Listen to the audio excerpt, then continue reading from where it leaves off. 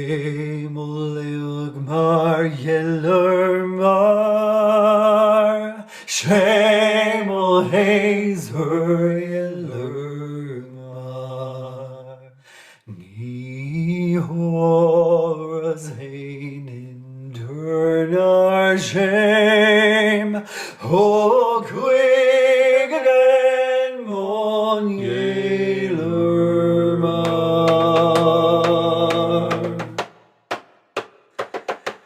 Shemol Leugmar Yeller Mar, Shemol Hazer Yeller Mar, Ni Horas Heinin Durnar Shem, O Quig again Mon Yeller Mar.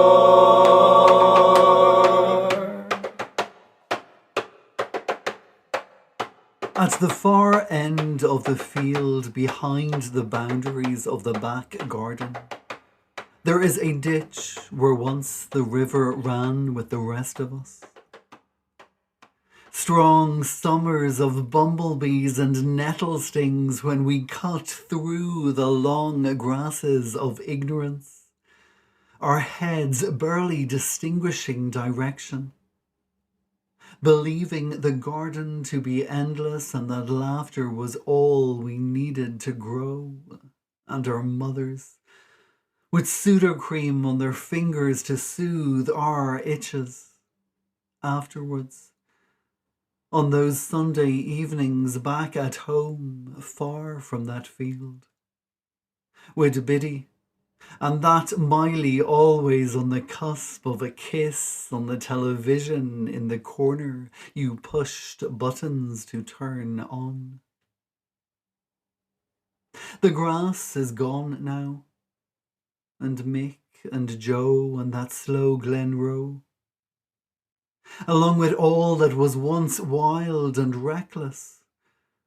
We are taller than before, and can see it now, how close we came to the boundaries at the end of the field, beyond the garden, where there's now a dry ditch where once the river ran with time.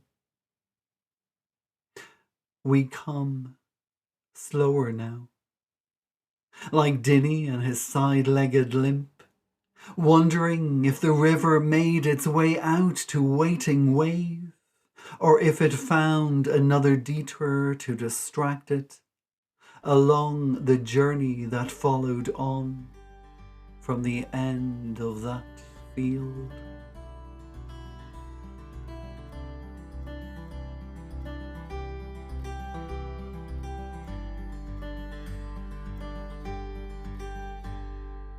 Ladies and gentlemen, boys and girls, men and women, nonconformists and non-believers, gender X and gender equals, Diagrit agus Fáilte, and welcome to Eat the Storms, the poetry podcast on Thursday the 29th of April 2021, celebrating Poetry Day Ireland. My name is Damien B. Donnelly and I'm the host and producer of this show, and thank you so much for joining us here. Today we have a packed episode full of perfect poets bringing us on journeys all around the country, from Belfast to Keogh, from Dublin to Galway, and in between we skirt around the Midlands, down to Tipperary and up again to Tyrone. That first poem I read to kickstart today's show was called Curiosity Caught in the Long Grasses, and it was inspired last year by a poetry prompt from Catherine Ann Cullen, poet in residence at Poetry Ireland, who is also one of today's glorious guests. The poem in turn was inspired by last year's slow wanders around the near fields here in Lusk in County Dublin in Ireland, and also memories of Sunday evening mosquito bites and Biddy and Miley of the Irish television series Glen Row. And before that, of course, was my attempt to try and catch one single decent note while singing the chorus to O Chéile Mara, an Irish song meaning my gallant darling. Today is the longest episode so far on this series, and also series 1 of Eat the Storms, a poetry podcast, now on Spotify, Anchor, Apple, Google, Breaker, Podbean, Player FM, Overcast, Pocket Cast, Public Radio, and possibly many more platforms. During the next 2 hours, we have 3 Donnellys, many award winners. We cross an ocean, sail along a river, consider COVID, Cork and Cove, some of the lays of the Fina in English and Irish Os Gaeilge, explore what it is to live here on this Emerald Isle and also how it feels to step away. And now, let's get on with the show and welcome our very first guest. To start the show today, we are taking a journey from me here in Dublin up the road to Belfast to join my first guest today, who was also my very first guest on Eat the Storms back in July of last year when we both published our collections at the Hedgehog Poetry Press. I was publishing my debut pamphlet Eat the Storms, and my next guest was publishing her full collection, The Incredible Venus in Pink Marble, which followed on the heels of her pamphlets Memory Forest and Circling the Sun. Most recently, she was the co-author of Penned In with the fabulous Karen Mooney, which was also published by the Hedgehog Poetry Press. She is the chair of Hollywood's Writers Group and a member of the Women Aloud Northern Ireland.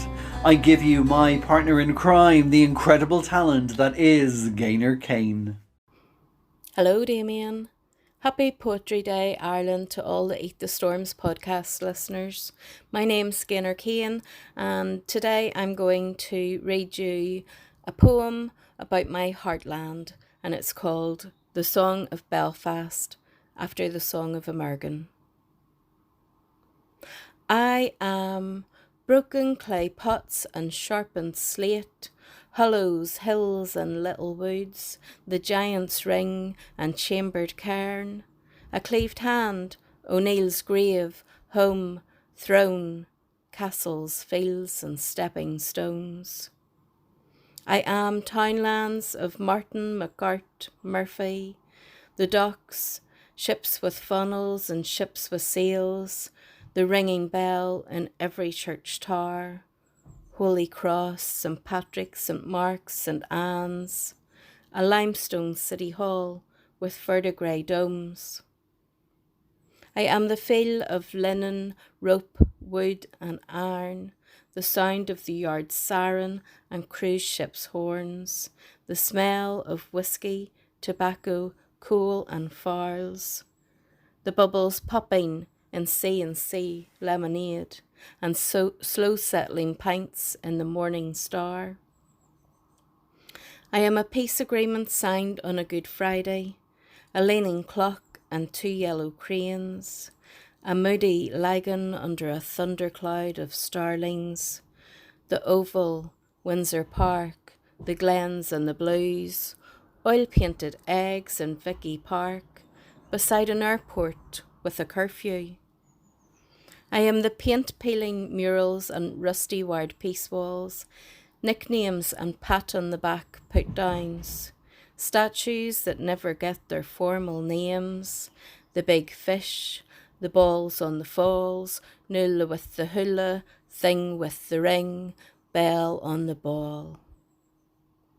Where shall we go, across bridges and through barriers? When will we all walk these streets in safety? Which voices will unite in call and response?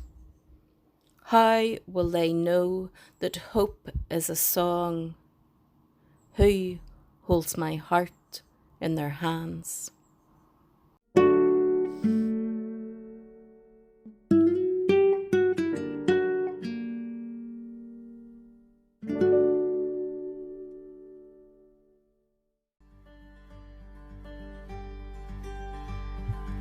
Next up, we have another returning guest to the show, and this time a Mayo man who brings us down to the south, the deep south, as in Cove in County Cork. He is a writer, an award-winning military journalist and an internationally published poet, featured in Black Bough Poetry, A New Ulster, the Bangor Literary Journal and of course the Poetry Jukebox. Last year he also kept me creatively challenged via poetry prompts at the Cove Writers and Readers on Twitter. But for now, please settle down and relax in the fantastic company and that voice of Mr. Ruairí de Barra. Thank you very much, Damien, for inviting me to contribute to this special Eat the Storms podcast for Poetry Day Ireland. My name is Ruairí de Barra and I'm so pleased to have the privilege to join with you again for what I'm sure will be another fantastic edition. A lot of my poetry is informed by the work that I've done with the Irish Naval Service on humanitarian missions in the Mediterranean in response to the humanitarian crisis and the migrant crisis that was occurring there over the past number of years. The first two poems that I'm going to read for you deal with my own experiences of that. And the third poem then is a comment on the international situation surrounding migration and all the causes of that, and how rich nations really do need to do more in dealing with the migrant crisis that's occurring across the world in a more human and respectful fashion. So the first poem that I read is called Moonlit Path. Moonlit Path. I've stood and gazed at the moonlit path, awash with the warm air of the Gulf of Sirte. Distant lights of clapped-out tankers running by night from Benghazi. Alien oil rigs blazing on the horizon, drawing select wealth from beneath the earth. The petrol pump of Europe, riven homeland of battered peoples, slipping past unseen. The silver starlight turned by the rude mechanical beat, hidden beneath the black mesh, the lurking beast, unleashed from the hearts of man. The beams are dancing on cheap coffee, pulled by a rhythmic rustled piece, taut white nylon anchors, wrapped in skin-knuckled hand, flying through the silver bands, thrown off by the short waves, the lady in her chair, watching over everything.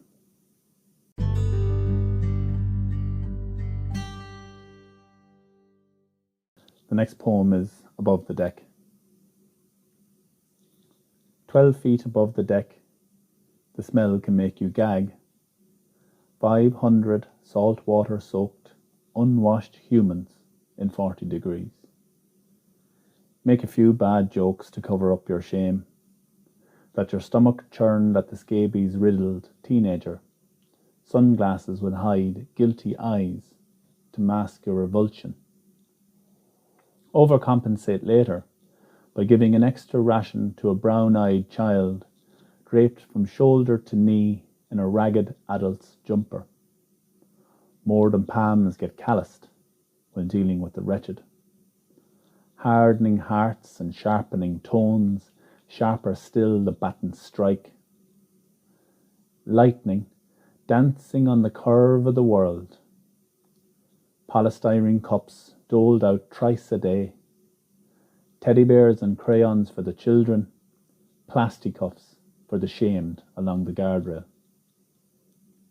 The smell lingers beneath the canopy, seeps through the filter paper, stains the rolls of cardboard, salt water, piss and fear.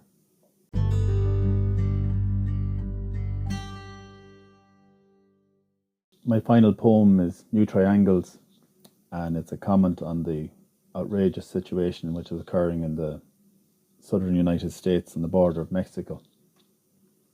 New Triangles. Where the new triangles, behind the chain-link fences, orchestra of crying children, dread anthem of the summer sun. Separate the little ones.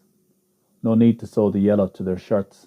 They wear their badge forever on their skin. Build the wall and mend the wire. With bricks of fear send it higher, until all the good is on the pyre and the sky is gone. Concentration camps in the desert, for babes as well for men, who carry the mortal sin of being born poor. Here in the land of plenty, the well of dignity, it is empty, good enough to fight the wars and pick the fruit, but not to stay. So in closing, I'd like to thank Damien again for his generosity and friendship and wish him all the best with the Storms podcast. I'd like to wish you all a very enjoyable Poetry Day Ireland. And if anyone would like to read any more of my published work, it is all available on my website, paperneverrefusedink.com. Slán agus banach live go léir.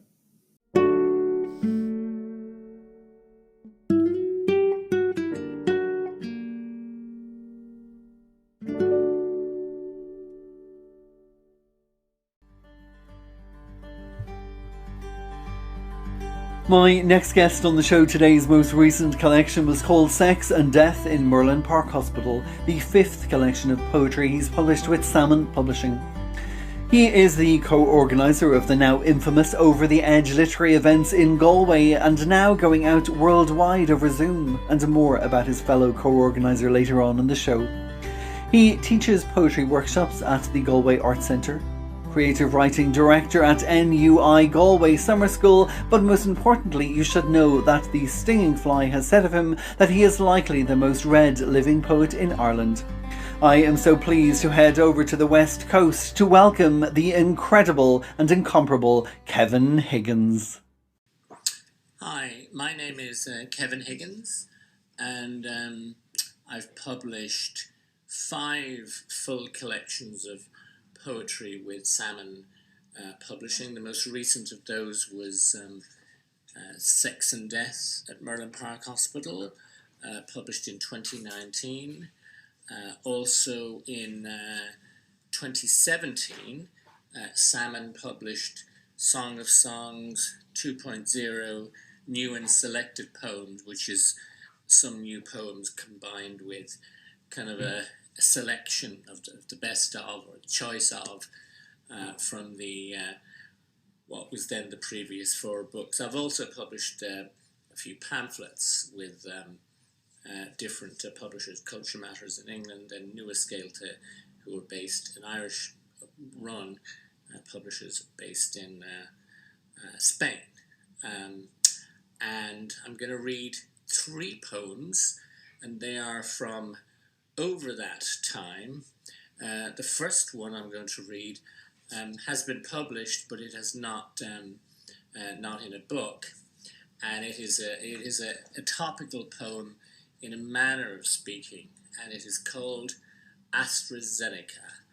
And AstraZeneca, when I heard the word first of the vaccine, the name of the vaccine, I thought it sounds like the name of a Greek god or something like that. And in a way, the way we were waiting on it, and the other vaccines as well, is there's an almost waiting for God to speak and tell us when it will be okay about that. So, AstraZeneca.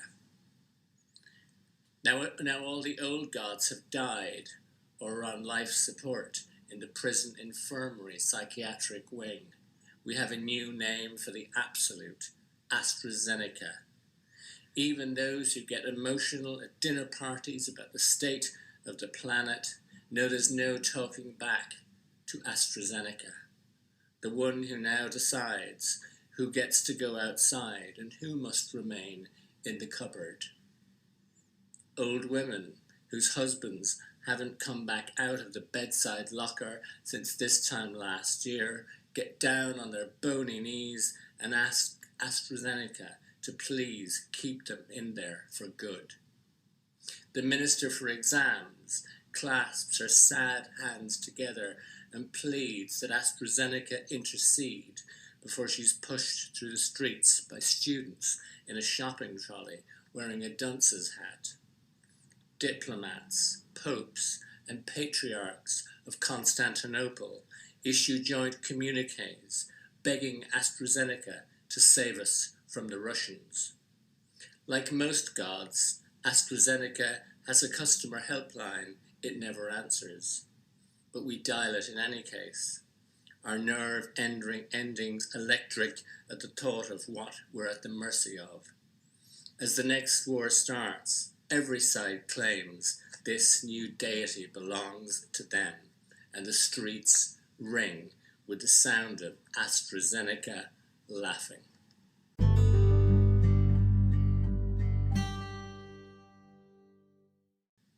The second poem I'll read is from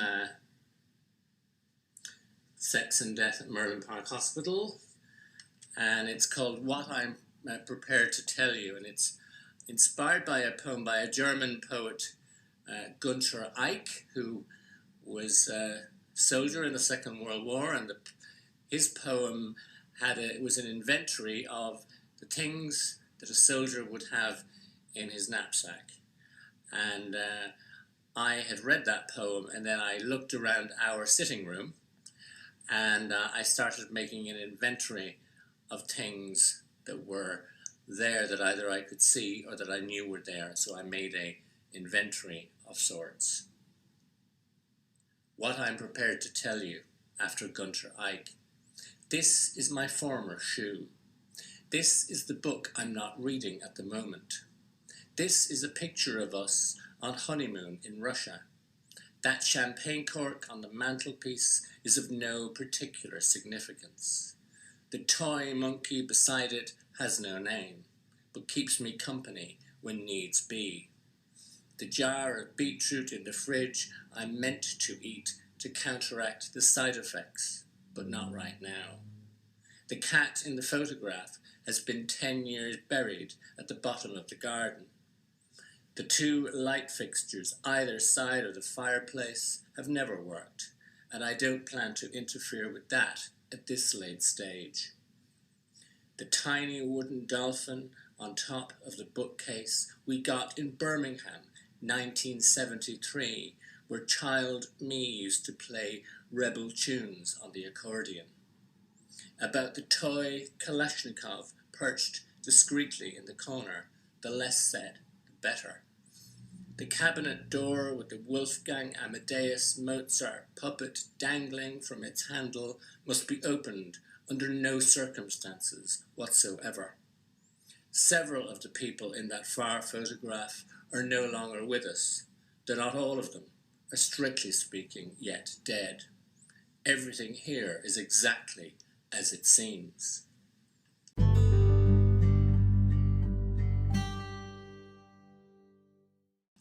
And the final and third poem that I'll read is it's one of the poems from Song of Songs 2.0, New and Selected Poems, and it first appeared in my 2010 collection, Frightening New Furniture, and it is a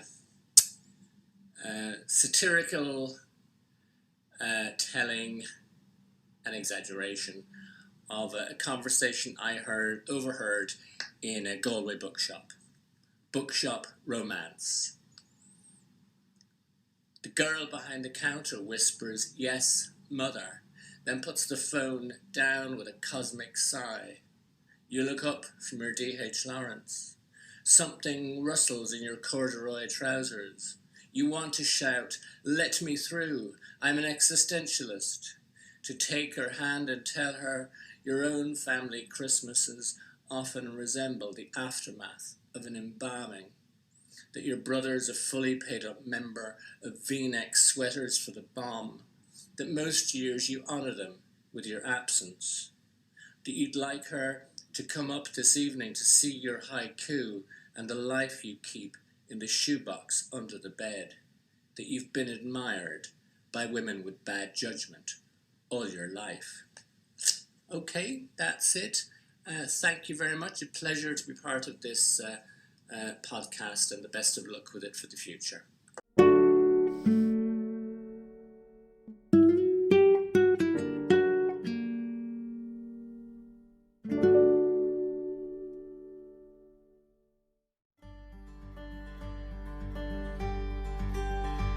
Next up on the Poetry Podcast today, we have an award-winning poet, children's writer and songwriter who was born not very far away from me in Drogheda in County Louth.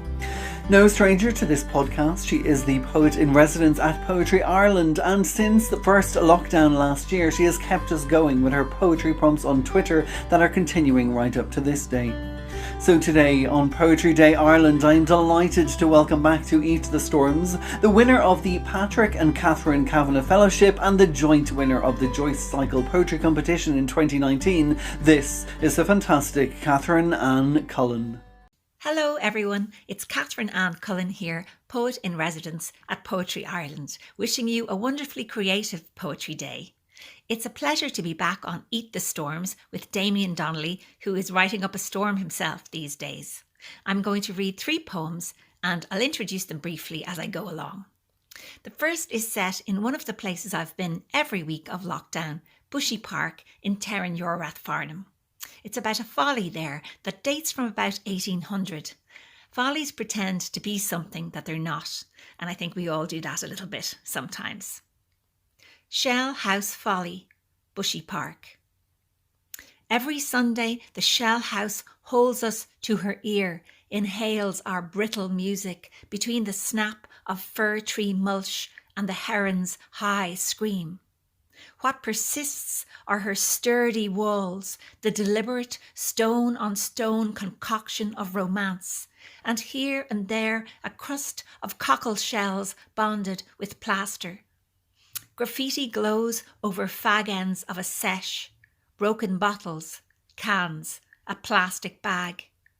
Through the window sockets the green eyes of the stagnant lake gleam.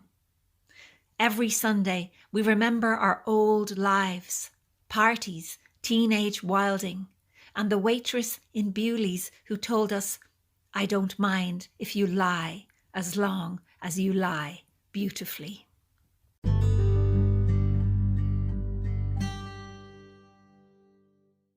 My second poem echoes one of the themes of the first in that things are not quite what they seem here. It uses imagery from a well-known fairy tale. Signs. When you said you were leaving me, I turned and looked back the road for signs I might have missed. I knew the breadcrumbs were long gone. In this city, the gulls don't wait for morsels to drop, but snatch the warm rolls from your hands. But the white pebbles I'd dropped to find my way back to the house with the dove on the chimney, or to where I had last felt safe, crossing paths with you, carrying armfuls of firewood, those had become invisible, blended with the grey stone of the road, covered with ash or clay from the boots of others setting out to seek their fortune. And when I turned back to you, I had grown old and no longer saw clearly, for what I thought was your hand reaching out to me was the dry, white bone of a bird.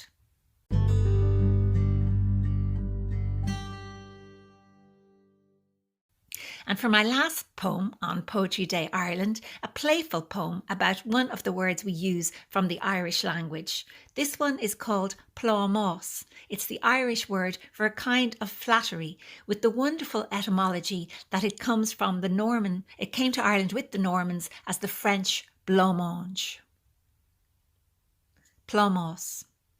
Written down, I would have been a shibboleth for your rough mouth, but your ear was untroubled by my silent consonants.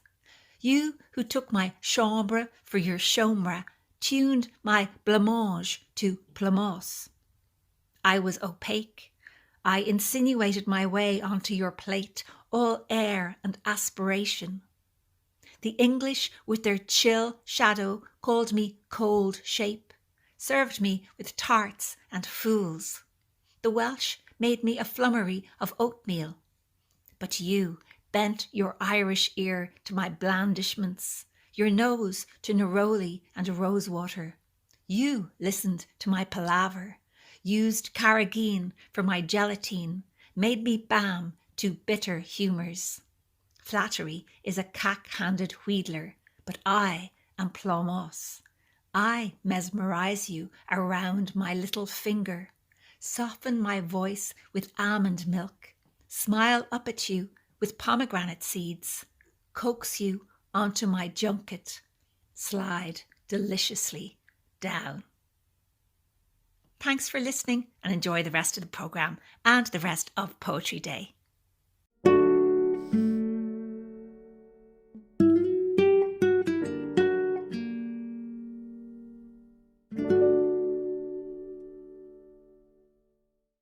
Thank you so much, Catherine Ann. And before I introduce the next poet, I'm briefly going to read one other poem of mine that was also inspired by a poetry prompt from Catherine Ann. This time it was for Bloomsday, and the poem that I wrote is called Funny, the Oddity of the Odyssey after Joyce. This poem then went on to be the winner of the poetry competition for Holding It Together Apart, an initiative set up by the Dublin City Council during lockdown last year. And later they turned this poem into a video poem that was narrated by the wonderful former RTE broadcaster Anne Doyle. Funny. the oddity of this odyssey after Joyce. Funny, isn't it? Bathing, morning after waking like drowning the dream, tasting, eating, drinking, old pants out, new pants on, up, under, in between, tightly tucked so as not to protrude, protract, put away. I'm always centre. Others are right or maybe left. Then coat, car, blow someone a kiss or kiss yourself in the mirror if no one has lingered, stayed, stained the sheets with sweat or that something sweeter. And we're off, out, riding with the traffic tightly tucked and now taunt, trying to get through the thoroughfare, the teasing, the tweezing, the twitching, the thinking about all the hours ticking, the tedium, the tick, the tit, the tat, the time I stayed and he left, the taxi where I held his hand while running through other traffic of another town. And then work. Greetings and coffees and doors and cubicles and pissings and shittings before chairs and desks and turning it all on and counting down to when you can turn it all off again. After the meetings and the lunches and more coffee and more cubicles and the odours and distractors and disruptions and protrusions and protractors and the tension of the pants still taut and all the thoughts in between. Buy milk. Remember not to smoke. Want to smoke. Smell smoke. Put it out. Go home. Cook, shit, shave, shag or not, or more, or wish, use his hands, her hands, their hands, your hands, anyone's lips, pants down over hips, pull the curtains, hit the light, save the fucking dream you almost drowned this morning. Funny, isn't it?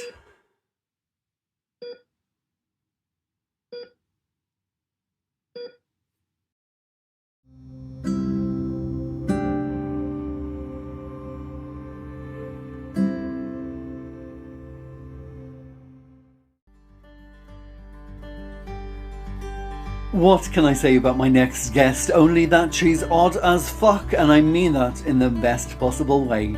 Because Odd as Fuck is the name of her debut full collection, soon to be published by Fly on the Wall Press. She is not a stranger to Eat the Storms, as she was here with us last year on our special LGBTQ episode, reading poems from her debut pamphlet, The Woman with an Owl Tattoo. She's been published in the Irish Times. Crannog Boyne Berries won the Spring 2018 Blue Nib Poetry Chapbook and also the 2018 Over the Edge Fiction Slam. Please give it up for the frickin' sensational Anne Walsh Donnelly. Hello everybody, my name is Anne Walsh Donnelly. I'm delighted to be here today on Damien's podcast to read some poems to celebrate Poetry Ireland Day. I'm going to read 3 poems. They're from my new collection called Odd as Fuck, which is published by Fly on the Wall Press and will be out on the 14th of May. First poem I'm going to read is called Joy, and it was inspired by a painting called Ballad Joys of Life. Joy is a naked woman sitting astride a speckled grey mare, raising her arms like a victorious marathon runner, exposing the virgin white of her underarms and baby sham breasts. Joy is her hands bound by the untamed locks of her salted hair. I imagine mine delving into the folds of her unstarched body. Joy is another woman on a piebald, knees bent, her derriere a reversed C. Skin the colour of Uluru sandstone, lips parted. Joy is the feel of hoofs sinking into damp sand, oblivious to the tide creeping towards them like a white veil threatening to shroud. Joy is sitting in Prague, watching wild women ride. You, the grey-speckled mare, and I, the piebald pony.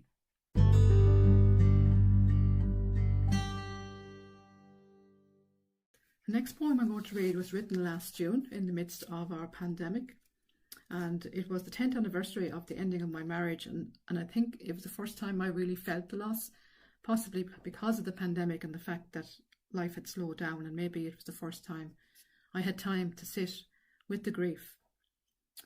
And the beautiful thing about it was that even though I was grieving and sitting with the grief, I felt held by the divine. I sat with grief. She came after the children were fed and put to bed. Just when I thought I had no tears left to cry. She climbed into the bat, sat behind me. I felt her in the fingers that shampooed my hair, in the loofah that scoured dead cells from my thighs. The water grew cold, but she scalded my skin. I watched red welts rise and spread across my abdomen. I heard her in the pop of the plug when I yanked it upwards. She gurgled in the water's swirl down the drain. I let her towel my body dry and brush my hair. She softened coarse strands with coconut oil that smelt of honeymoon nights. I didn't rage, rationalise, ignore or trivialise. I just sat on the bat's lip and cried, knowing I would not be swept away.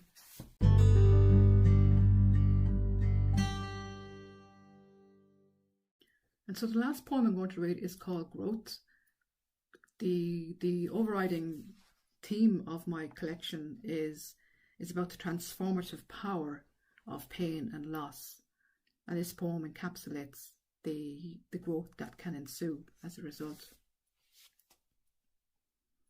I stride into the fog, like scissors cutting through parchment. Its low opacity allows a forest to form. I scrape moss that measles a pine's trunk, tear at the dark bark. It crumbles like shortcake.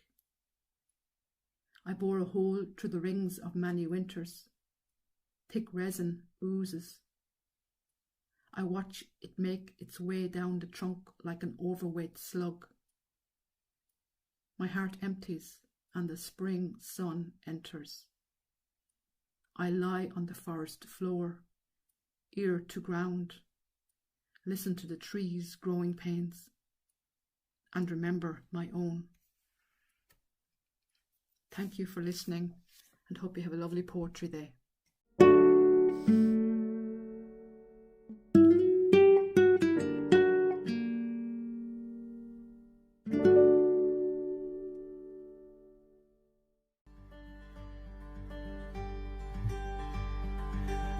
Now for a returning guest on the show, the man who first gave me a mic to read my poetry in a park next to a dolmen in Dublin.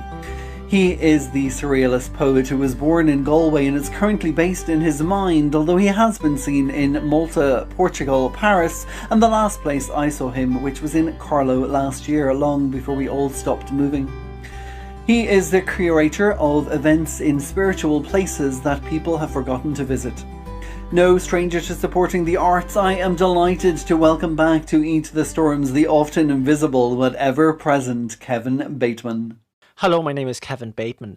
This poem was published in Barra issue 2. This poem is called I Chased Them and I Never Stopped. Impunity is what they enjoy. I clutched a pistol and ran in the rain, past crowds on the bridge. For years I studied their photos. I was meticulous. I cut my hair and disguised myself as one of them. They tried to start new lives, but I found them. They ruined mine. The system wants you to forgive and forget. No! They will never forget me or my daughter. I will hunt you down till the day you kill me.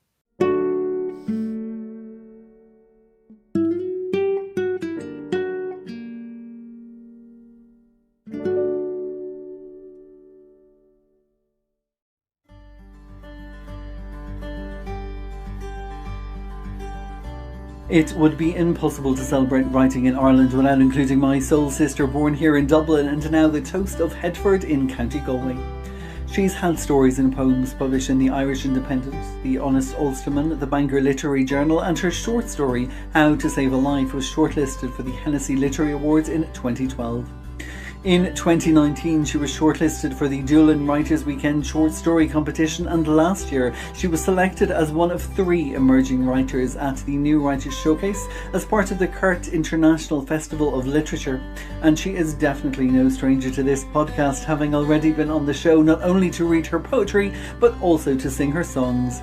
I am thrilled to welcome back to the podcast my beloved Aisling Keogh. Hello, lovely Damien. Thank you for having me along, and happy Poetry Day Ireland to you. I hope you enjoy my offering. This one is called Scoops. Sure, a bird never flew on one wing. That's what she said when he asked would she stay for another, knowing that meant not 1 or 2 scoops, but a few scoops, for they were evenly matched. He bought, then she bought, each pretending to ignore the elephant, each fully aware that for as long as they took turns, no one else could come close, and they left together wondering if it would always be that way.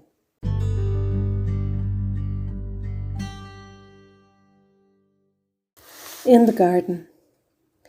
I don't care that the grass grows wild. In fact, I prefer it. And never have I ever pruned or planted a damn thing. I like it wild. There are other good reasons to spend time on my knees, and neither gardening nor praying help me find my bliss.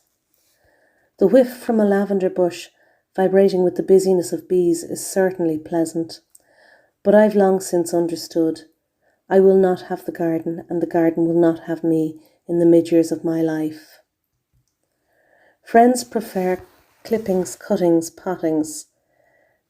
Instructions try to force me outside to where a 40-something woman should be, when I have watered and tended enough.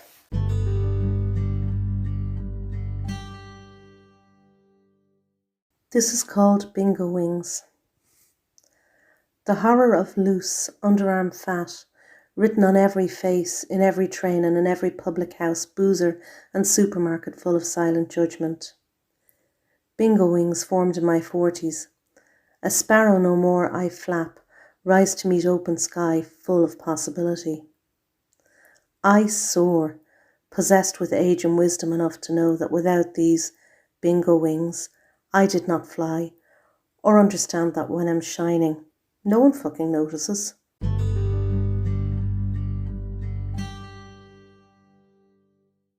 Body image.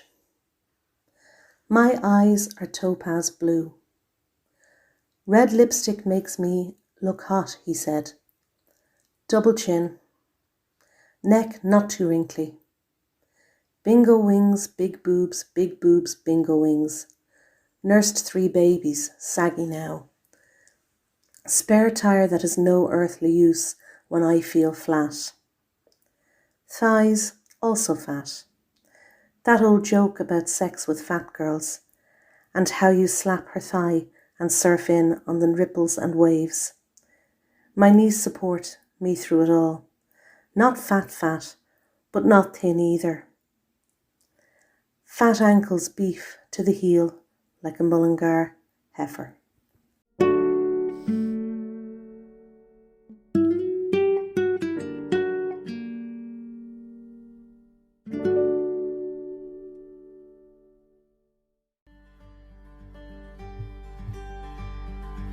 I am thrilled to welcome my next guest on the show today, along with his daughter, also a poet, who will be offering translations. They will be bringing us back to Dublin, although he was born in Waterford and was a professor of electrical engineering at UCD. He is also a writer and translator with a love of Irish history, language and folklore, and you are about to see why. In addition to a long career of academic writing and publication, he has also written 4 Irish language books, and his most recent collection is of some lays of the Fianna, and this is what they're going to share with us today. It is my absolute honour to welcome to Eat the Storms Mr. Annraoi de Paor and his daughter Eilín de Paor. Hello everyone, hello Damien, this is Eilín de Paor back on the Eat the Storms podcast, and thank you Damien for the invite back. Unusually for me, I'm not here to read my own poems today, but instead to introduce you to my father, Annraoi de Paor, who has recently published a translation of some of the lays of the Fianna. So I'll hand you over to Annraoi now. Hi everybody. I fell under the spell of the lore of the Fianna when I was in secondary school between 1952 and 57. We had a little red book, Filiacht Finiachta, edited by Annraoi, Padraig ó Siocrú. I thought the poems in it were beautiful beyond compare. I devoured them avidly, and my love for them has endured ever since. So now we're going to recite a couple of the poems in translation for you. Dia Oscar agus Fionn. Oisín, dá méach má bhach Oscar agus dia, lábhar an gnach sa hir, dá bhecking Oscar lár, the creting gur a bar láidir dia. Padraig, gacha jochig is fósa dánig, is a meh ardan knig sa hir, dá ma tulla dia editum, de vedish illa lár gan glia. Padraig, ní rachog an chil cronánach, ná dadab san gagréine, gan ist an rí mórálach, is jocht an chahar nefa. Oisín, ní mar sin da wá cool, de bhí na rí na Fianna, de rockadís na slúte is joch, fanna heach gan írig. God, Oscar and Fionn. Oisín, if my son Oscar and your God on yonder hill fought hand to hand, if I saw Oscar bite the sod, that God is strong, I'd understand. Patrick, were those to come or passed away in one great throng upon that height, should God decide they'd had their day, they all would fall without a fight. Patrick, the insect droning through the sky, in sun's bright beam, the tiny mass, could not, unknown to God Most High, into his holy city pass. Oisín, it was not so with Cúl's fair son. As Fianna's king when he held court, he welcomed each and everyone with open doorway to his fort.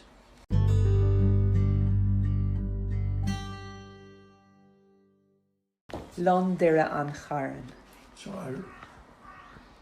Being sin a lander an Carn, ní Cullen ord san me, Keogh vin an adaga, is too favan dan id. Ein Keogh is binne van me, marig nach neist an leis gefoil, ave kalprin a glug mean, Scumér Háirí seir den áin. A gut mar atá hain, dá mé ach dain, scéal an áin, dá dhéon haidir agadín, sní bheadh tara gíag a fáil.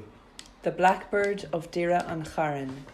O blackbird sweet of Dira an Charan, I've heard not east or west a sweeter song at eve or morn than yours about your nest.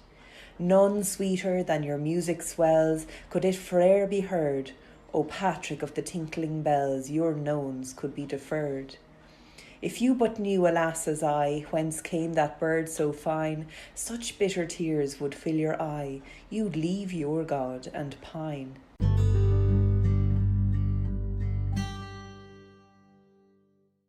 I gríoch Lachlan na sreabhan orm, fuair ma cúl na gorn jarrag, an tain de cihí an inis, ag sin a scéile dit go dearmh.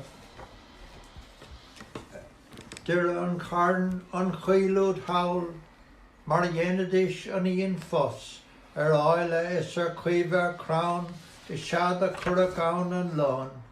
Scalar a lán dir an carn, búrtha an daibh ó Ail na Gair, ceol le godlach fionn gomach, lochin ó loch na drí gael. In blue-streamed Lachlan, red-cupped fionn first found that bird you see. Its sweet refrain is never done, but fionn has ceased to be. In Dira and Charn, in yonder glade, the Fianna took their rest. They knew within its leafy shade it would perform its best. Blackbird's song from Dira and Charn, oxen blare from Ail na Gair. Fionn's delight on drowsy morn, quacks from Luck na Drí Gael fair.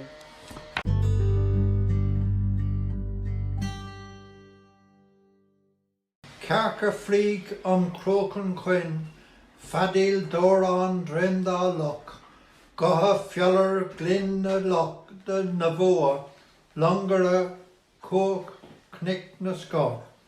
Goha gair glana queen, is gar fjallar quake na shalag, taran na gun ag tríl gomok, is jock o rán na glock nyarag.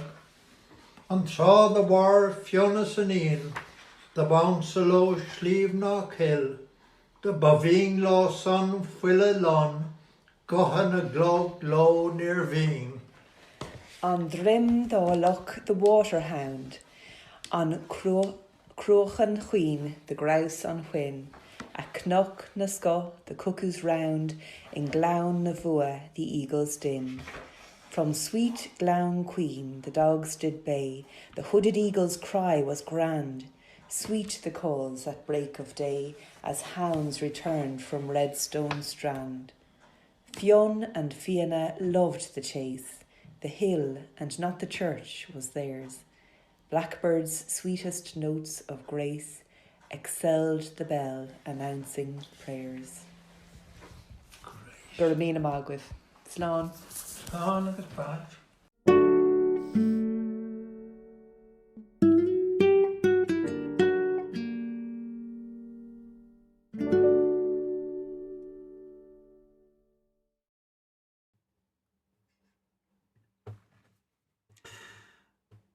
Gurav Mila Mahagat, Mr. De Prayer, and of course Eilín, who will in fact be back later on in the show. Meanwhile, before I introduce my next guest, I'm going to read a poem which appeared alongside some of Eilín's poems in The Organic Poet last year. I have lived away from Ireland for 23 years, in Paris, London and Amsterdam. So when you finally come back, you sometimes notice things that other people take for granted. This poem is called Random Reasons.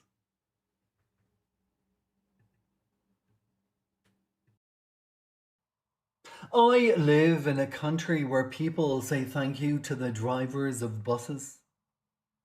Honestly.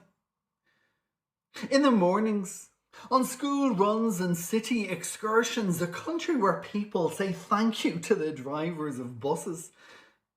Even at middle door exits, well, they'll nod all the same to the driver, to the front. In that cordoned off cabin in case of a commotion, they'll throw down a gesture or that wink of an eye that says, thank you for the bus ride. That says, thank you to the driver of the bus who's inside. I live in a country with those giggling girls I could have clattered this morning, those giddy little girls with their gangly limbs which swung across aisles like Granny's long knickers on the long garden lines. Swaying our patience off the handrails this morning like J-Lo's but younger. I live in a country where those 5-year-old rascals who I pictured pounding beaches for something equally thick to trample all scurried off the step while saying thank you to the driver of the bus they just battered. Thank you, sir, they said, and then jumped off into a puddle and splattered. I live in a country where people say thank you to the drivers of buses. and I realise why I came home.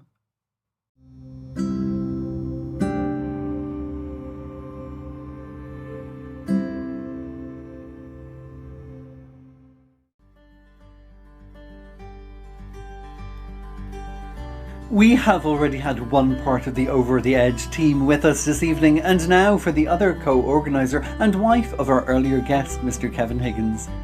She is a writer of both poetry and fiction. Her short story collections are called American Girls and Lights in the Distance. Her poetry collections include Big Pink Umbrella, The God Thing, Bone, Fire and Dreams for Breakfast, all published by Salmon Publishing. I am delighted to welcome to the podcast the exceptional Philadelphian in Galway, Susan Millar DuMars. Hi, this is Susan Millar DuMars. I'm a poet and a fiction writer, and I'm going to read 3 poems for you now. I have published 5 collections of poetry, all with Salmon Poetry. The most recent is called Naked, New and Selected Poems, and it came out in 2019. So if you wanted more information, you can always go to the Salmon Poetry website. I'm coming to you now from my home, which is in Galway, Ireland. Like most people, I've been sticking really close to home lately. And it might be for that reason that I've chosen 3 poems about being outside in some sort of a public space. The third poem is a COVID poem that isn't yet published, but I'm going to start with a poem that I wrote about 10 years ago, and it's called Sunday Morning Lorient. Lorient, you may know, is a small city in Brittany, and I was there on a sort of a poetry exchange. I was sitting by myself one Sunday morning on the public square outside the cathedral, and it was very hot and very bright and very, very still. And this poem came from that. Sunday Morning Lorient. There's a man wiping down the carousel as if it's the only thing that matters. Beneath his white rag, flattered panels blush and flash like fallen sections of sky. There's an old man up on his balcony, wrapped like something precious in his white robe. He's looking at the church across the square. The air so still, he can hear the choir. A pine cone rattles to the cobbles, jackdaws and the warm wood of this bench expanding as though with breath. Small white roses grow on the square, their fluttering faces like candles. I need no other cathedral.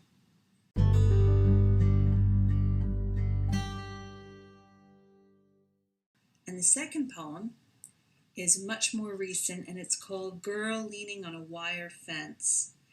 And it was inspired by a photograph by the documentary photographer Walker Evans, whose work I really, really like. It's a picture from 1935 of a young girl leaning on a fence in Bethlehem, Pennsylvania, which is not too far from where I'm from, which is Philadelphia. The poem is in the girl's voice.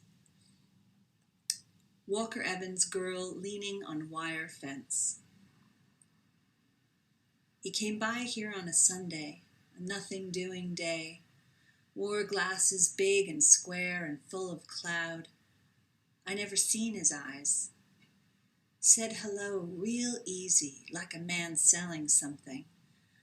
I'm Mr. Evans. Can I take your picture? I looked around to see who he was talking to. I saw our shed with the caved-in roof like a goblin smile, the low bent grass in our backyard, trying not to mind the lack of rain. Them trash cans striped with sun, pretending to shine. Saw our wire fence, my fingers laced tight into it, his camera just on the other side. Queer thing, a box with an eye. Gladys down the drugstore says I look like Betty Davis. I puff my lips, make witchy eyes into the bathroom mirror. But Daddy says Gladys should get her eyes examined. Mr. Evans told me not to smile or look at the camera, so I stared a ways down the road and didn't think of nothing but the cold sneaking up my skirt and them smokestacks in the distance. I heard a click, click. After he left, it was real quiet, like I was the last person left in the world, and I wondered, was it just a joke? Or did he really take my picture? That photograph, girl leaning on wire fence in yard, vicinity Bethlehem, Pennsylvania, that's now in the permanent collection of San Francisco's Museum of Modern Art.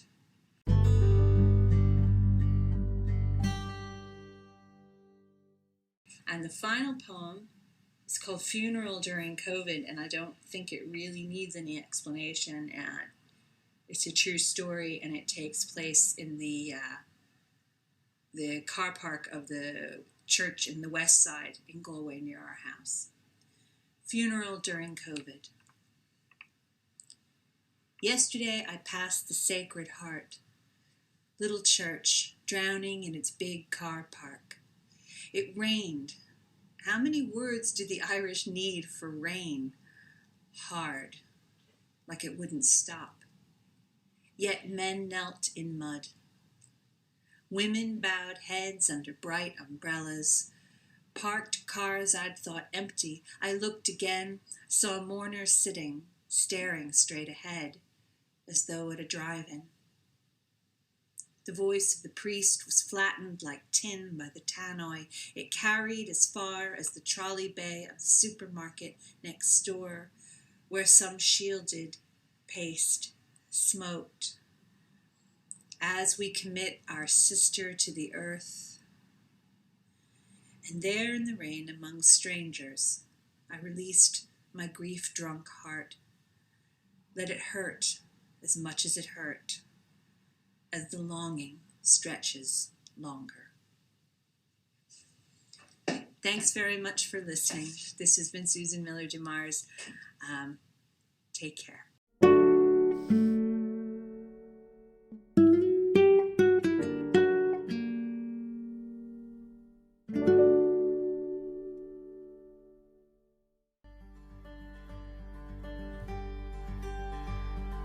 Next up on the show today, we're heading down to County Tipperary and this year's recipient of the Markievicz Award.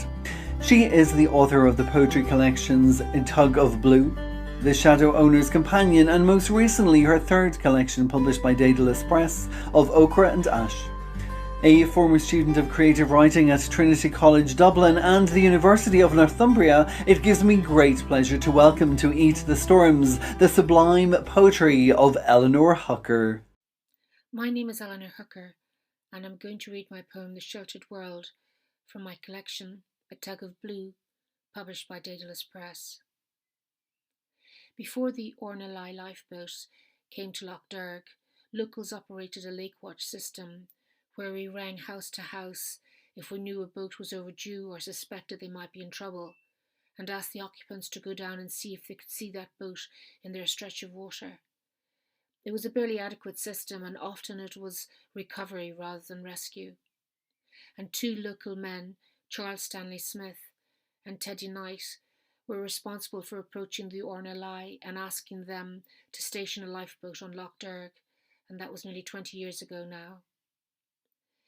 What often happened was that the boats, if they were out for hours and hours, used grapnels to drag the waters, the lake bed, in search of people who had perished, and it wasn't an easy time. The Sheltered World. We navigate the narrow neck of darkness to find them in the gut of the night, fouled, stricken, wrecked. We return them to the sheltered world, and in returning to the sheltered world, we sup at the still, our land legs hollow, but restless to put to sea restored. Cradling a carafe of light, an ancient seafarer crosses the bar to take up station beside us. He declares he's glad we're here, glad we fetched them back alive, says 'twas different in the old times. In the old times, he says, 'twas different. On nights such as this, they dragged a grapnel along the grey water's bed, and often as not snagged the afterworld. Along the grey water's bed, their grapnel rent unanswered prayers, unused flares, a mother's dream, as they hooked her child and brought him, punctured, to the surface.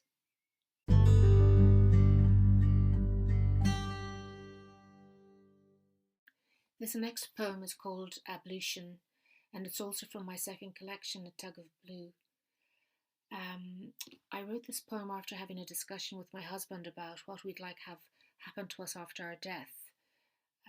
I don't want to be buried, and I really don't like the idea of being incinerated, and so I suggested that I'd like to be fossilised, which would require being put in the lake and over millennia turning to stone.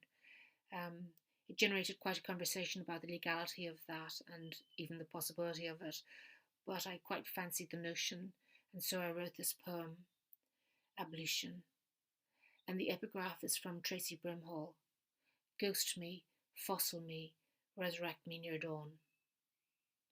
On my father's side I am part fish. When I am dead, return me to water. That part of me which is raven on my mother's side will submit.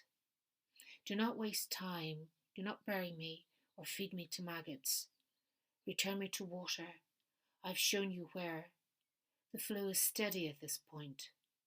Don't reduce me to ash, petrify me. Bed me in the fresh lake whose virtues to harden heart to stone. The sediment will own me, preserve me from foragers. Minerals will fill me, form stone crystal casts of every sealed cell, death-bound inside me. Return me to water, and no church, please. This is my wish. From my father's side, I am part fish.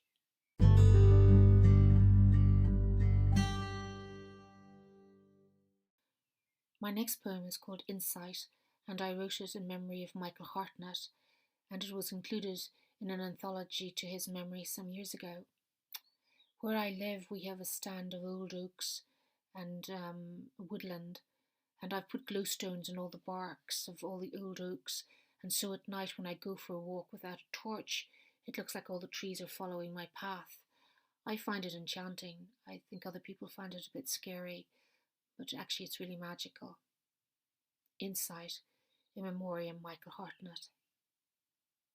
And just because the stand of oaks was blind, she gave them eyes, iridescent glowstones from fathomless seas. And once inclined to hold the sky with seasoned hands grown out of touch, they cupped the light, dappled it for shadows and for shade. Now in sight of things they know the shape of, they grapple with her lonely walks on moonless nights. They whisper to each other, even the sky is alone tonight. She presses her eyes to their eyes, and inside their world she finds you there, naked surgeon, a light by your will, your body unfurled as the stars flow through you, to trace your hopeful song, so music is heard in space.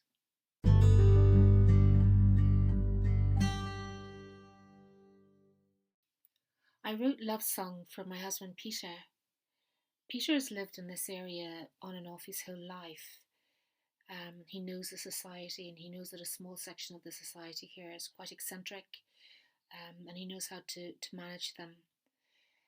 My first impression was that it was like a Jane Austen society where people were either in or out according to whim or according to pedigree or whatever. And if life has taught me anything, it is to preserve my independence from cliques or coteries, and certainly not to be anybody's pet. And that doesn't always endear you when dainties would like to pin you to their butterfly board. And this is for Peter, whose loyalty and love has kept us afloat all these years. Love Song for Peter. Remember when I came to you, clothed only in catastrophe. You whispered, if I unbolt my heart, you must walk through or walk away. remember? And once inside, we coupled and learned the sad refrain we once called loneliness. We became the boat, reefed our sails in squally weather, sailed our course together. When judgment fell and the fleet railed, recollect your family's good name. We're your class, remember? You gave my tears to the sea, and the sea wept. They hauled our sheep through the block, and when our boat luffed, we corrected. We stemmed the line. And after the wind arrived as a huge silence, I asked if we could ever be becalmed, and you said no. We have locked ourselves inside one heart, remember?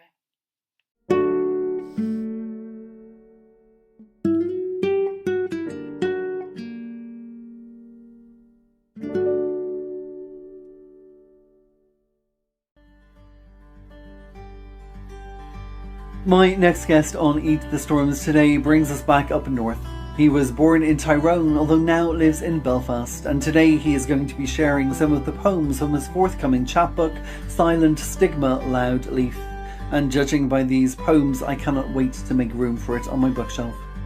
A poet of pure honesty, where the words have been carved from his skin, and the winner of the Matrix Poetry Competition in 2017. Please sit back and give yourself over to the never less than exceptional Marty McKenna.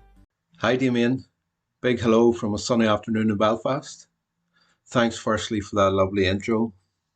It's always a pleasure to hear you read your beautiful poems. And this is a wonderful platform you have here for emerging and established artists. Well done, sir. I'm delighted to be invited to read a few poems from my forthcoming chapbook, Silent Stigma, Loud Leaf. One of the poems which I'll not read today references the poem J. Alfred Prufrock. I believe that informs an alienation which flows throughout the collection. Poems describe inverted intimacies, just like the last poem or a few other poems you'll hear today as well. The first section of the chapbook is untitled to reflect a disconnect I felt with my condition, and as I remember it, a florid psychosis flows through some poems. This is almost a fictional reality, but I hope it's ambiguous enough and has space enough for the reader. The take in the loneliness of last year, reflected in the alienation I had felt the year before. Poems are of longing and loss of a self, but as 3 months in hospital and 9 months in recovery revealed, they're very much about me exploring a new self. I'm going to read 4 untitled poems and a poem entitled From Cave Hill. This first poem is an ekphrasis of 2 paintings in the day room in the hospital. It was published in Dreich, June 2021. It's untitled. Those paintings, under the spell of sparkling psychosis, led me through the passage of time to this day, where, when I close my eyes, I still see their form, their brushstrokes, composition, colour, light. Their figures framed in fallen fuss display in the room of a quiet asylum. After all this time, they shine with an irradiated energy in my brain, slewing forth city streets under fresh breath of a storm just passed by. Time dripping in lumps from an artist's palette, primary red, primary blue. My sanity follows these figures backwards, and my daughter, unawares now, will thank them one day.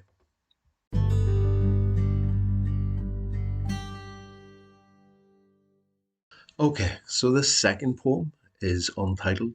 It's first published in Feral in 2021. It reflects on the first month of lockdown which I spent in the Grand Central Hotel in Belfast. Untitled. How could I not permanently turn the chair to this window? All buses and birds. I trace the walk I give these streets and catch the bay window of the day room above this city centre. I think of her, how she clawed my gut, left tracks as you were in Spain. This afternoon wine tastes like a summer's day as spring softly opens. I feel a lot of the same emotions. Now I'm the lucky one, sat high in the permanently turned chair by the 21st floor window. A name came up in work today.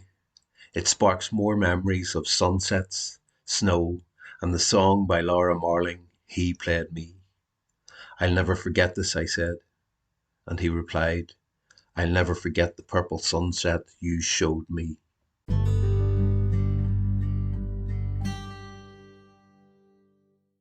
So this third poem is also untitled. It's a while since my recovery, and it was first published in Dreich, June 2021, untitled. The hay has turned in the fields as I sway with the engine block, turning over at speed. The autumn storm is close as the clock nears 5 on a slow day. I take my pill early, earnestly, as the drive lifts me from rhyme, rhythm. It's the same dark I'll go to work in tomorrow. Long gone now are the days when I paced that floor. I have no thirst on me, no want for company, no pull of pleasure as stop after stop wheels spin on. Surrounded, I pass my time with your poems.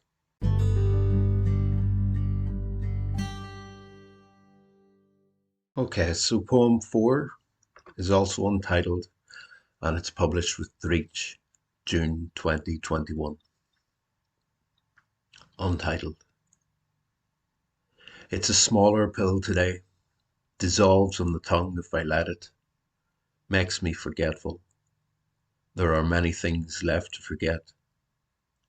I pop it from the blister pack and my belly grows still. I hold the seeds of psychosis, smaller than the wavelength of visible light. Dog bark, street lamp, these dark mornings, the world of this interest. Once colours, instead I'm reading other people, day and night.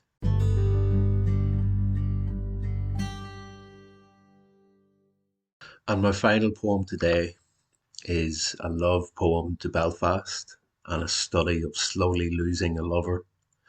It was first published in Blue Nib in 2018. It's called From Cave Hill. I carve you out of already alive and lavish landscapes, build silent, lived horizons about you, still do.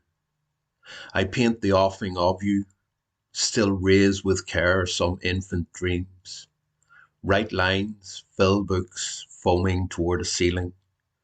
No wheres and not heres form rock crop parts of this place, hold all and none as room for this static sketch of breath. So I hope you enjoyed that, folks. Thanks for tuning in, and thank you so much to Damien. You're doing amazing work. Keep it up. Thank you now. Bye.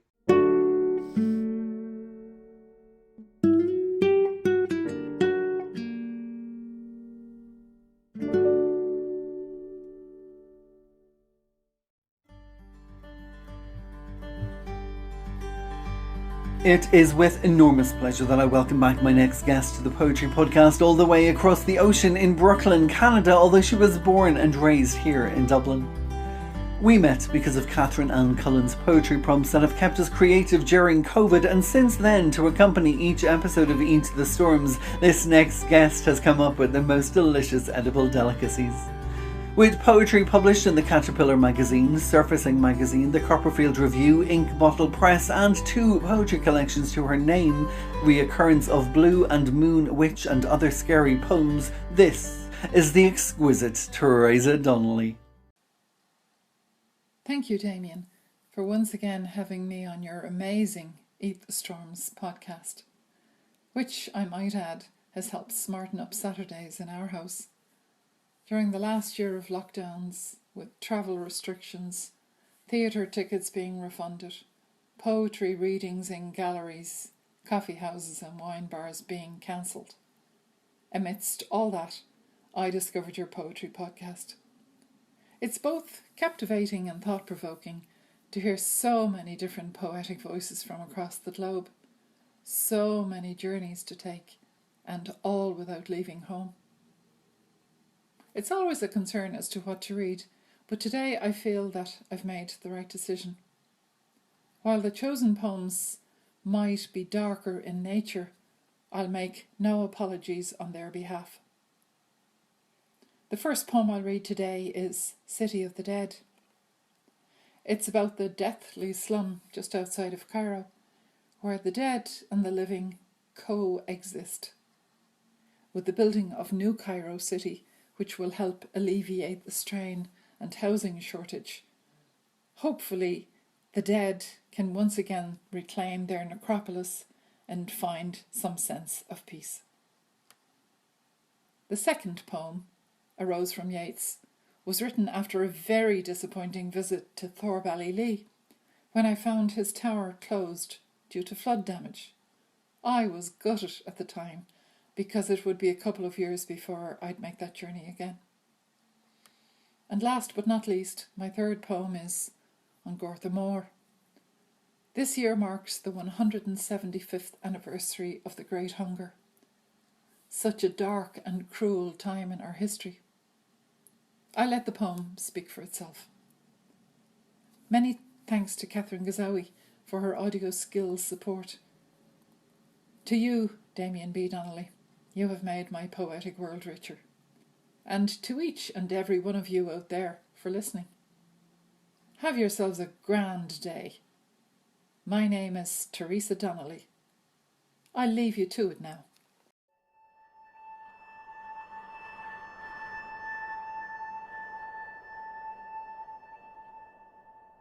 The City of the Dead. I have returned from the City of the Dead, a mysterious, foreboding place. You ask what spirit, ghostly phantom, or long-dead poet I happened upon. But I tell you, I saw the living, both young and old, setting up house in room-like burial chambers. The warm-blooded outnumbering the cold dead. The mourning period of 40 days, long since past. They remain not out of any further religious obligation, but because they are caught between an overcrowded, dilapidated capital and the desert. The poor, the ignorant, the forgotten, sitting in the doorways of mausoleums, beneath chiseled domes of elaborate limestone, in abject poverty, wondering where the next meal will come from. The government bread lines grow ever longer. Unscrupulous bakers are adding sawdust to fill the already undernourished. Children play beside heaps of rubbish, where the smell of leaking sewage takes precedence over the deceased. Vermin help fill the bellies of ravenous dogs who refuse to leave their dead masters. The summer months are unbearable. The cobbled stones become fire underfoot, while winter converts the stone walls to slabs of icy coldness. Yes, I have returned from the city of the dead, but I tell you, I saw the living.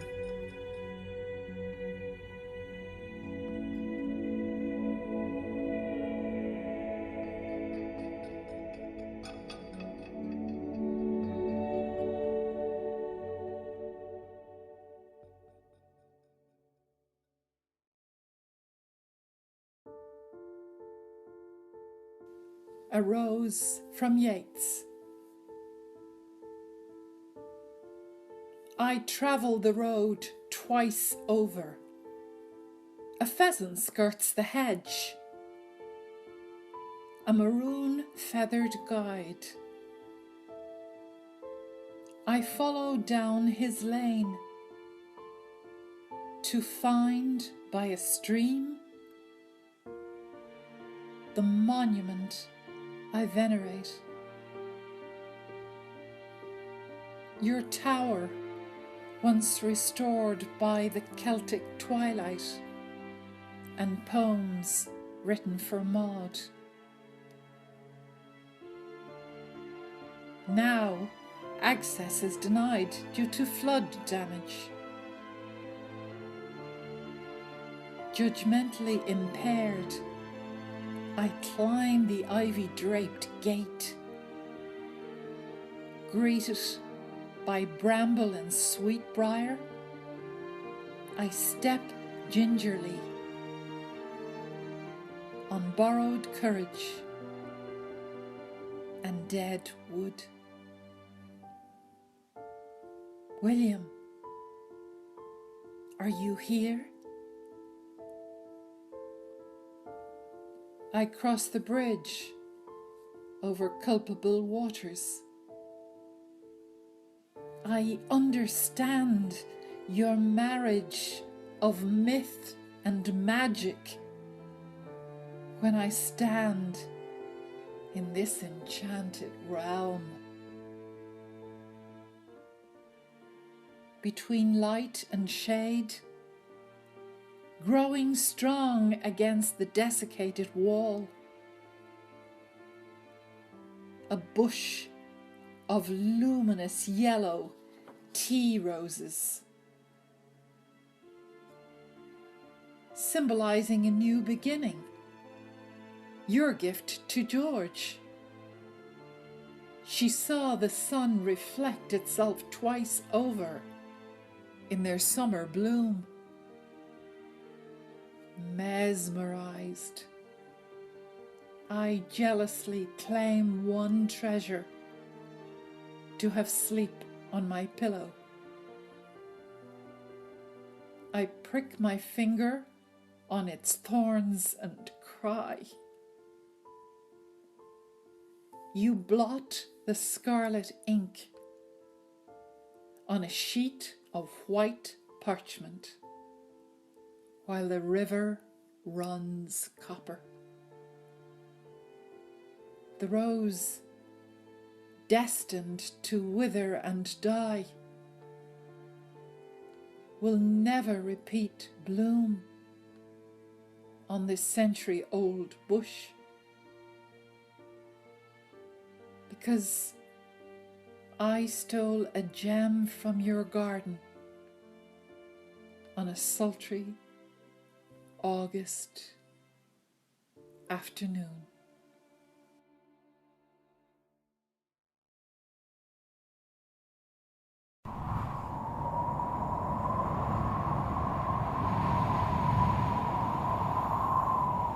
Gortamore,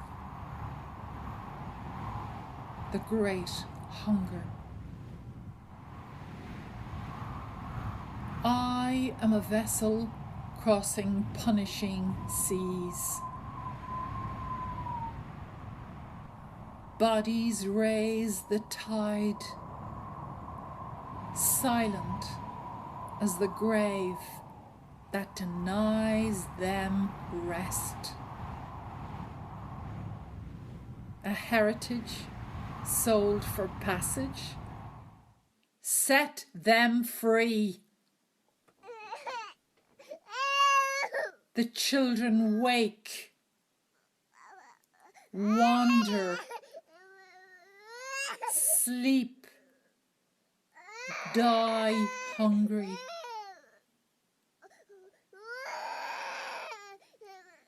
The whitewash will have to wait the following year. The potato crop will thrive the following year. We will not bury 3 children the following year. God will show mercy the following year. Before the year is out, the home, with cupboards bare as dead flesh,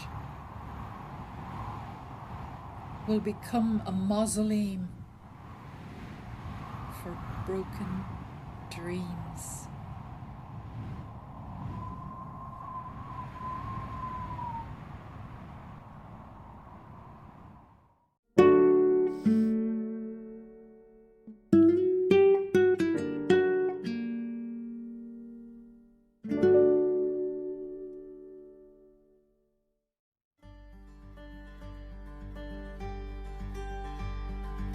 I firmly believe that my next guest on the show today should have his poem Promise of a Sunny Day made the theme tune of Galway, and after you listen to him today you can head over to www.eatthestorms.com, click on the podcast section, click on the blog post for today's episode and find a link for that video.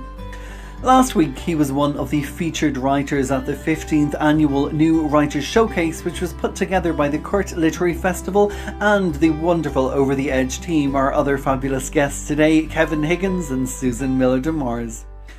This guest's poetry has been published in The Blue Nib, Crenog, Spotlight 47, The Stinging Fly and Poetry Ireland Review, and now you're about to hear why. This is the brilliant Paul McCarrick. Hi there everybody, my name is Paul McCarrick.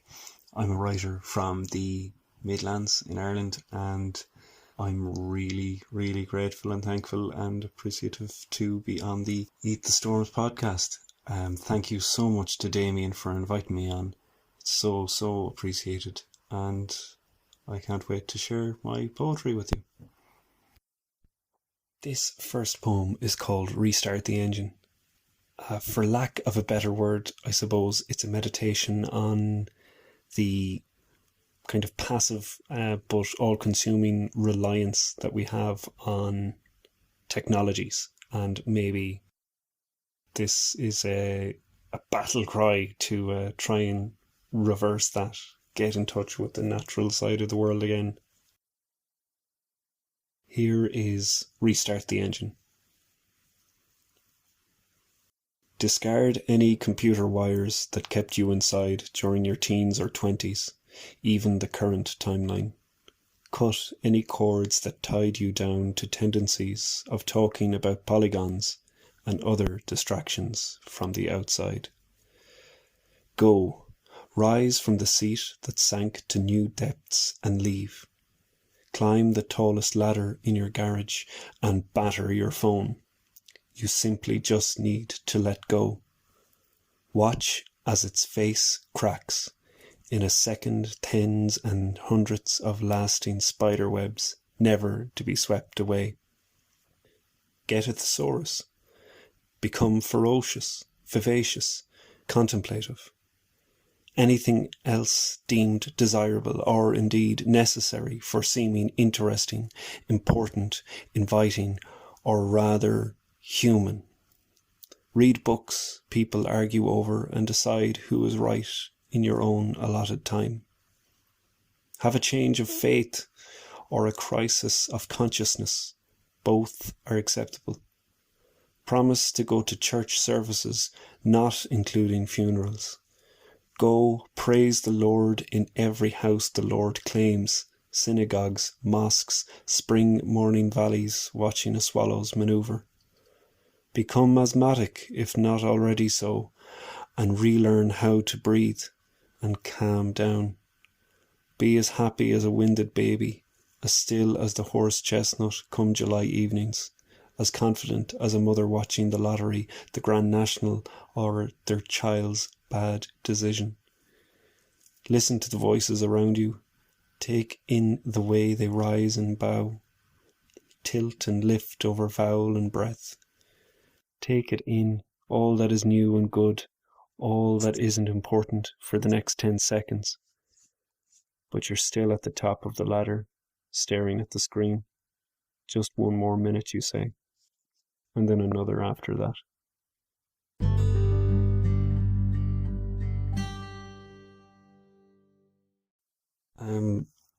This poem was written in the before times, but is somehow, I think, maybe a little prescient or suitable for lockdown days. I think a lot of fuel or impetus to write, it comes from maybe anxiousness or anxiety and kind of dealing with the madness that kind of modernity can bring from time to time. So without further ado, here's Today is Today. Today is band call day for Wallace Hartley's orchestra, all 8 of them gathered on the green, all tuned up, all really actually playing Autumn in mid-April, and we're as surprised as they are when Stephen's Green starts sinking, splitting in two.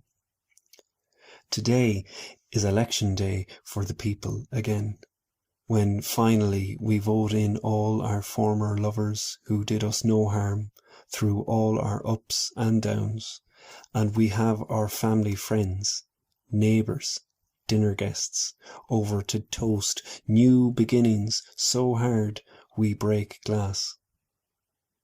Today is Independence Day for the confused, bewildered, uncalendared who, having slipped through the cracks, now wave flags on a year-round basis, fluttering in aimless breezes, a target and a jigsaw and an upside-down map.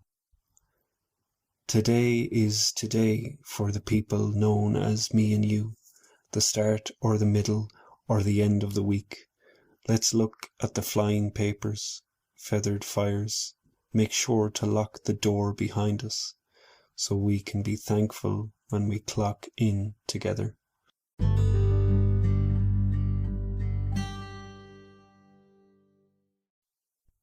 This final poem that I'm going to leave you with was written in the present times, as it were, and is somewhat of a reassurance, I think, or an ode to kind of perseverance of being able to get through, to cope, to come out the other side. And I hope you enjoy it. Thanks again to Damien for having me on. It's so appreciated. It's so brilliant to be able to share poetry. This poem is, this is a constant, this changing. We are worried at this movement. At this moment we are caught looking at skies and graphs alike, pleading with them as if they were our faithless lovers, begging them to be reliable for a change. And we always follow this spiral of uncertainty into the darkness of a full stop. It has the air of something straightforward, this ending of history. We worry so long we forget the worn-out paths our mothers and fathers made before us, how they found that route from others before them, how we retrace generations of steps when we need to change again. Knowing this can be of some comfort, that this is a constant, this changing. We are not alone. We are always moving in this moment, treading new ground for others to find in their own time. So when the world turns again on an unbalanced axis, they can walk along this bygone passage, and from the familiar dark, they can finally feel the solace of light.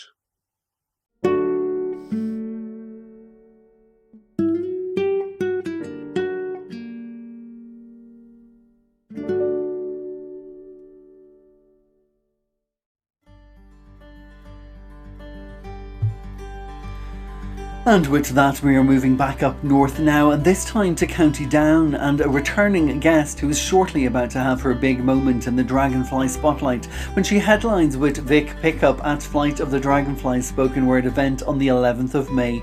Hope you got your ticket. She is the cancer nurse, counsellor and bloody sensational spoken word performer, and the best freaking supporter I have ever seen on Zoom. But today, we are here to concentrate on her talent. This is the one and only Cathy Carson. It is hard to imagine how we used to be. We would lie in this bed as though we had been carved from one another.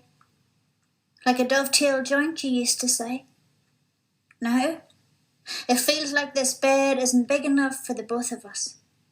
Like you have never been further away. I turn towards you, watch you sleep. The rise and fall, the ebb and flow of a man I once knew intimately, loved passionately, now lost. We had decorated the nursery in yellow, not wanting to know the sex of her firstborn. I had crocheted blankets and bonnets in white and mint green. You had complained that the nursery would look like a pastel tricolour. At the scans, I told the midwife not to say a word if she saw a little penis. You had laughed, boasted that if it was your son, the penis would not be little, and the young midwife had blushed and turned away. I remember scolding you on the way home. We held off on choosing names, too. We wanted to wait until we saw the colour of their eyes, the furrow of their brow, the dimples in their chin, the velvet of their skin. When she came, she had your hair and my eyes. But she was still and silent, and you ran from the room.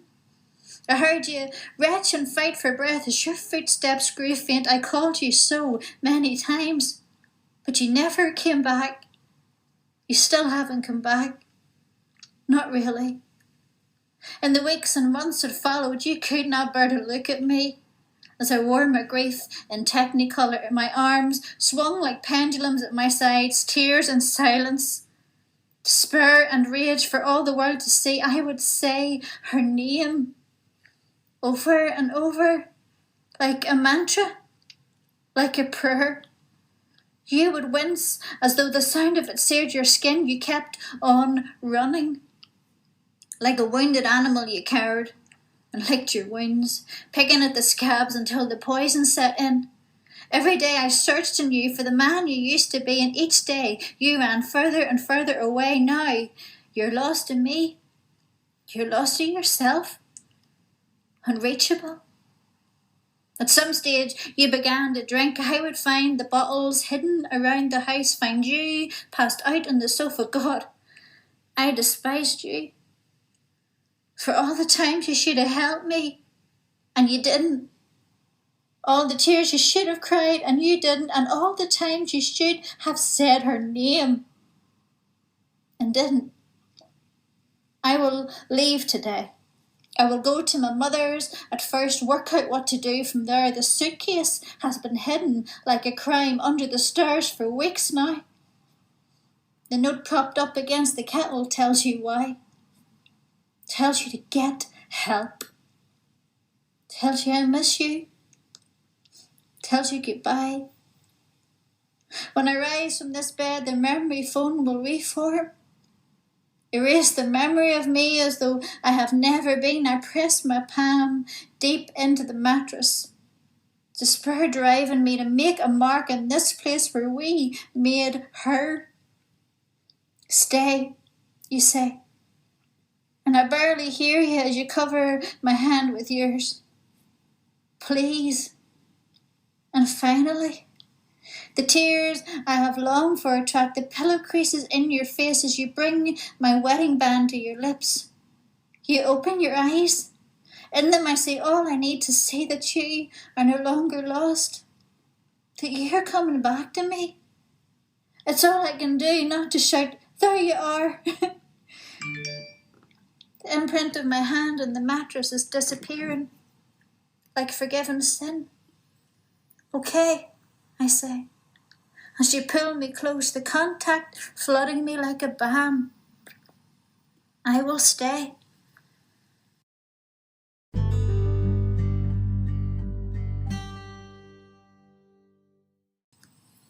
Spectrum. It is the Saturday before Christmas. And God, I swear that every damn soul in Cornmarket seems intent on walking through me. My ears are bitten, bone marrow cold. Leo holds my hand like he did as a toddler. Now 18 years old, his height is 6'2", but his gait is only slightly better. And he walks head down, avoids all eye contact, uses the rhythm of my steps as a guide, stiffens, stops. Coffee! He shouts, loud enough that people stare, then coffee! Again. And he lets go of my hand to flap his long arms and stamp his feet. No coffee and no nonsense, I say. We need to get home, son. I reach out a hand, but he bats it away, anchors to the ground, ignores me. Choose your battles, I say. Don't you dare. Don't you dare have a meltdown in the middle of Cornmarket. Not today, son, please. The pain in my chest reminds me to breathe.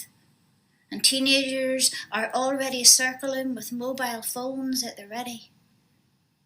When he was younger, the meltdowns would terrify me. He would throw himself to the ground, limbs flailing while I froze, not knowing how to make it stop. And after, I would sit on the floor with his head in my lap and stroke his hair. As much to soothe myself as him. I had no idea how to love this child. I was empty, hollow, as if someone had carved out my core. It was years before I realised I was grieving for the healthy child I thought I had a right to.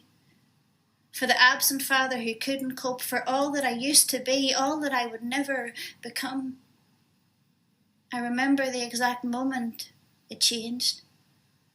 Leo was 6. We were on holiday in a dilapidated 2-berth caravan in Portrush, and it had rained all week. Desperate to be outside, we donned raincoats, Wellingtons, headed to the rock pools with buckets and nets in hand, and Leo hunkered down. Reached out to touch the water with his fingers, giggled as the ripples made their way to the edge, his laughter, birdsong in the air. Circles, he boasted, as if he had invented them. And then he looked straight at me. Not past me, not through me, but straight at me. His eyes locked on mine. And I saw for the first time the way that sunlight sprinkled gold dust on his eyelashes, the way that laughter punctured his cheeks with dimples. Yes, Leo, you clever boy. Those are circles. But he was gone again. As quickly as he had arrived, silent once more, face flat, but you see it didn't matter. Because something had connected. We had connected. My boy was reachable. I could make this happen again. In Belfast, the streetlights turned raindrops to fireflies above our heads. And I study Leo for signs that this is something other than defiance, but he isn't rocking on his feet or tapping on his thigh. and there is no low hum that usually comes before an episode. The bugger is huffing. Right, son, come on, I try. Immediately know the tone is too harsh. Watch him crumple, and tears sear his face. Standing my ground isn't worth this. Nothing's really worth this. And that coffee smells good. Right, son, come on, big man, I say. The guilt is so heavy, I have trouble stepping towards him with my outstretched hand. But there it is, that smile. The one that punctures his cheeks with dimples as he looks straight at me, see? I made it happen again. And my forever boy takes my hand.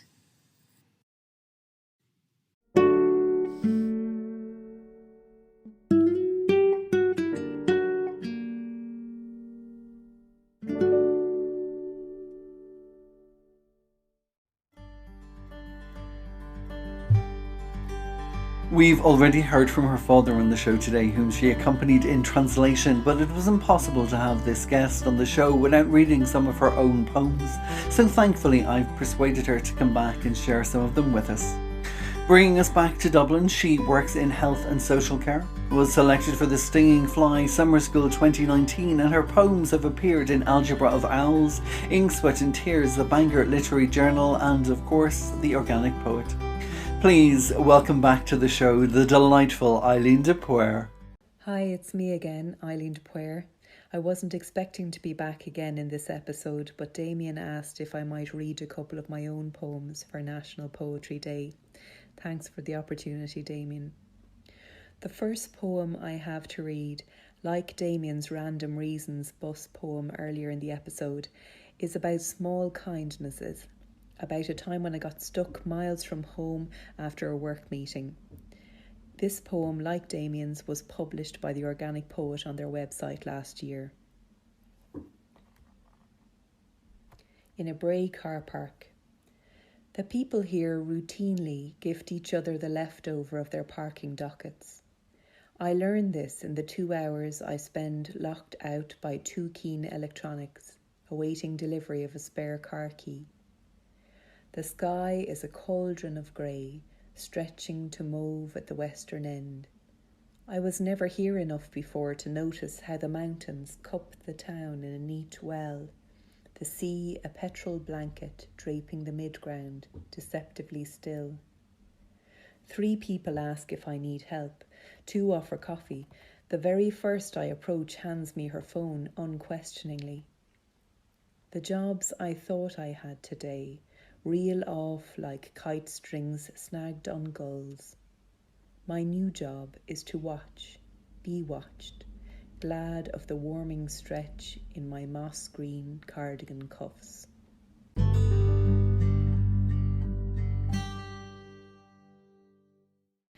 Next, I have a poem that I wrote for the youngest of my children. Midwatch. After the nightmare, we settle in your single bed. A barricade at the exposed side, I keep watch for threats.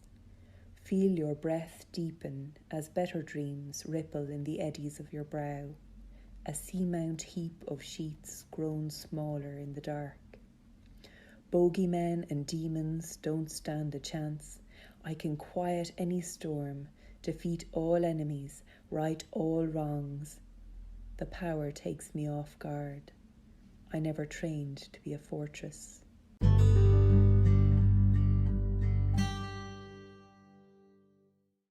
And lastly, a short poem, again published by The Organic Poet last year.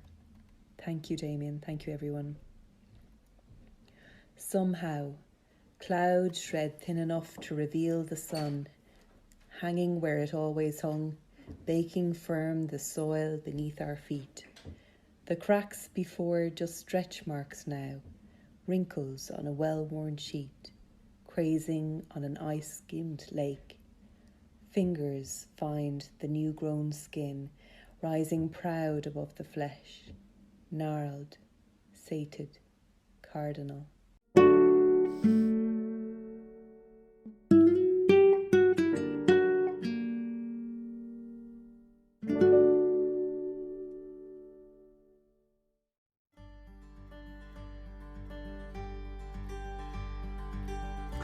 Dear listeners, thank you so much for joining us here today on Eat the Storms for this special episode of the Poetry Podcast to celebrate Poetry Day Ireland. Before I leave you, I'm going to be cheeky and be my own last guest and read you 3 short poems from my debut pamphlet, Eat the Storms, which was published in September of last year by the wonderful Hedgehog Poetry Press and its fantastic creator, Mark Davidson. This pamphlet, of course, was the reason that the podcast began, in order to share poems from it during a time of social distancing. And of course, when I started the podcast, I immediately realised that everyone else was in the same situation and looking for new platforms in order to share their voices. And so I opened up the episodes later on to guest poets. And my first guest, of course, was my first guest also on the show today, Gaynor Kane. And since then, I've had over 100 guests on the show. So thank you so much to every single guest for joining me. My debut collection, Eat the Storms, was later nominated for a Pushcart Prize, and thankfully and amazingly, it made it to the Poetry Book Society's Winter List 2020-2021. The first poem I'm going to read from you is called Shades of Blue. I hear you calling in shades of blue. From the extremities of a distance my arms reach can never cover.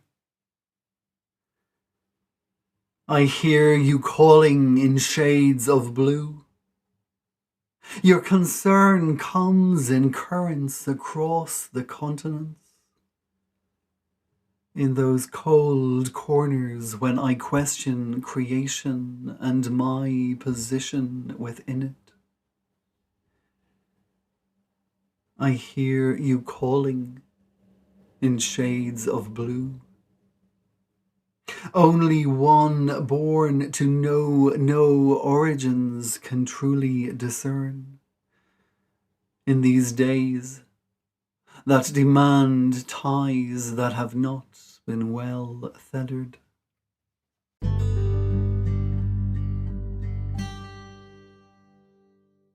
Tattered brown trousers.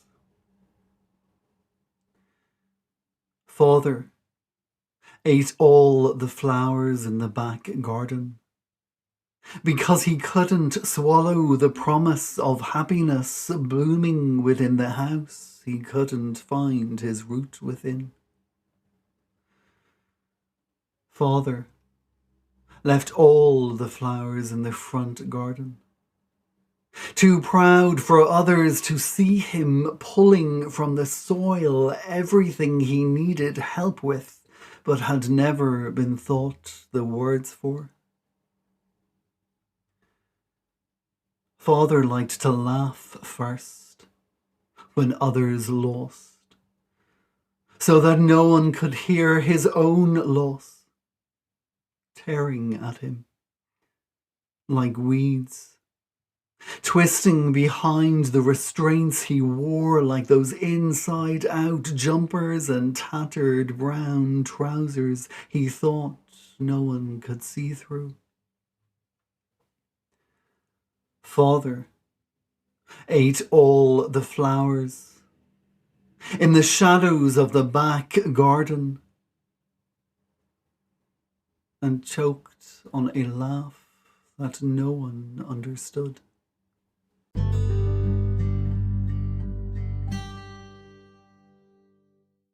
And the final poem from me today is called Scarlet Rising. Eat the storms, Mother said. Boil these beds of bitter blackness until the dream rips through the rain and translucent turns to trust. Even a diamond must ache in the darkness until compression can no longer conceal. Eat the storms, Mother said. slip out of shivering skin until touch recalls the sweet music of scarlet rising, caught below the lick of leaf, lost in the shadow of the shade. Even the petal must rise above the thorn before it can dance in the light.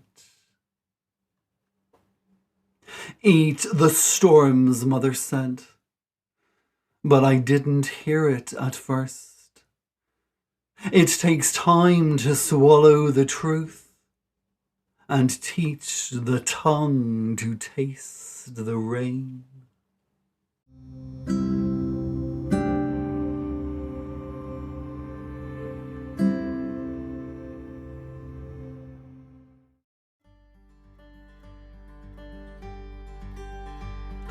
Ladies and gentlemen, boys and girls, men and women, nonconformers and non-believers, gender X and gender equals, we have reached the end of another episode of Eat the Storms, the poetry podcast, here celebrating Poetry Day Ireland.